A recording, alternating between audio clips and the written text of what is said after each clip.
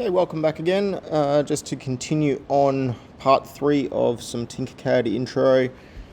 Just want to show you a few new little bits and pieces. So firstly, I'm going to show you something with a cube, just a stock standard cube.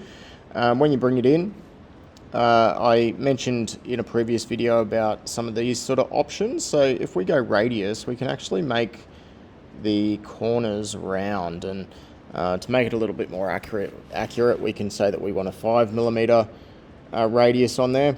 Now this step one here, if you look closely at the object, if I just zoom in for a little bit, the more that I increase it, the smoother it gets. So that's a nice little option, and you can actually adjust the length and width of the object as you're putting it in as well. And then of course you can change it to that hole shape. For the sake of what I'm doing, I'm just going to leave it there because I just wanted to show you that option. And then similarly with a cylinder, when we bring that in, we can smooth it out a little bit and we can bring this bevel in. Now the only trouble with this bevel edge is that it brings it on both sides. So top and bottom is what I mean by that.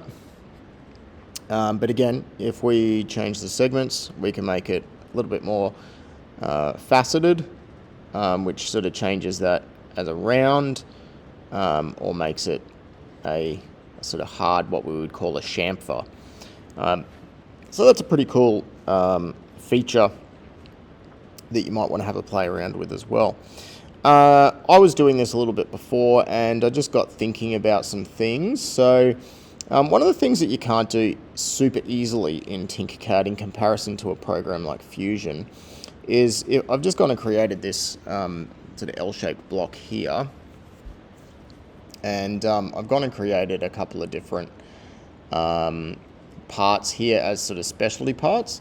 So I've gone and done that in the past, and if I click on your creations now, I've got that yellow object in there, which is sort of a quarter round fillet. So I'm going to show you what I could do with that. So that might be sort of bringing it over like so, bringing it down like so. I'm going to make that a cut shape and make it the full length. Make sure it's in the right spot, like that. And so this is something that you might do if you were creating... Oop, I've missed the edge there. It wasn't done terribly well, was it? So I might even just make... How am I going to do that easily? I might just move it one out and one up. Oh, hold on. One up. Okay, try that again. Combine those ones. There we go. So that might be something that we'd typically do with a router with on a piece of timber to give it that that sort of look. And then I've gone and created these parts as well. These ones are actually taken. I've got these favorited. And I've just gone and modified them a little bit. So I have found those ones in, probably down here in shape generators. But I've gone and hit the star. So I've got those available to me. But if I then bring this one over, for example, I can position this one something like this.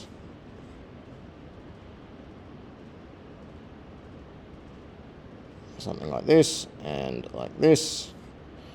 This one I can do the same to. Might actually be in the right spot there.